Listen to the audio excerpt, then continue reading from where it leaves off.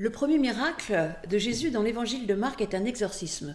Cela nous dit bien des choses sur Jésus. D'abord, en premier, les Juifs attendaient un Messie qui vienne les délivrer d'une puissance extérieure, les Romains en l'occurrence, alors que Jésus fait tout à fait l'inverse puisqu'il va délivrer cet homme qui est là au milieu de la synagogue du mal qui habite en lui.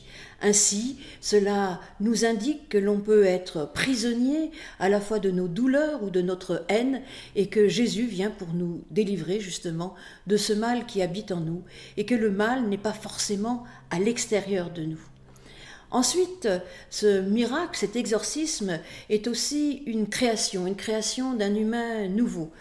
D'abord parce que Jésus opère un travail de distinction entre l'homme et l'esprit.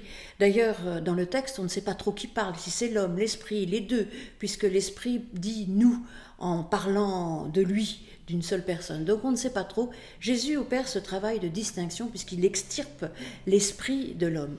Ensuite, on imagine toujours la création comme ce travail justement de séparation qui est doux dans le récit de Genèse 1, mais il existe aussi dans la Bible de nombreuses traces de la création comme combat, particulièrement dans le psaume 74 où Dieu combat le Léviathan, c'est-à-dire une espèce de monstre qui peut être assimilé justement au monstre, aux forces démoniaques qui habitent dans l'homme. Et d'ailleurs, Jésus fait un vrai combat contre ce démon, puisqu'il lui dit « Sors de cet homme et tais-toi », mais en réalité, il lui dit « Sois muselé », c'est-à-dire « ta gueule ». Il s'adresse ainsi au démon comme s'il était une sorte d'animal, et il combat donc l'animalité qui est en l'homme. Ça, c'est déjà une chose. Mais ce qu'il y a de plus étonnant dans ce petit récit, c'est la confession de foi. Première confession de foi dans l'Évangile, tu es le Saint de Dieu, mais cette confession de foi, elle est dans la bouche du démon et non pas dans la bouche de l'homme une fois guéri. Et ça nous incite à réfléchir. Qu'est-ce que c'est confesser sa foi? Finalement, on peut avoir une confession de foi juste, mais qui est encore démoniaque. Démoniaque d'une part parce que je pense que les confessions de foi ne sont pas là pour être annonnées, répétées, et que chacun nous avons à dire avec nos mots propres exactement qui est le Christ pour nous. D'ailleurs, on nous dit par 4 fois que Jésus enseigne et on ne sait pas quel est son enseignement. Ainsi, là, nous sommes invités à trouver quelle est la bonne confession de foi pour nous.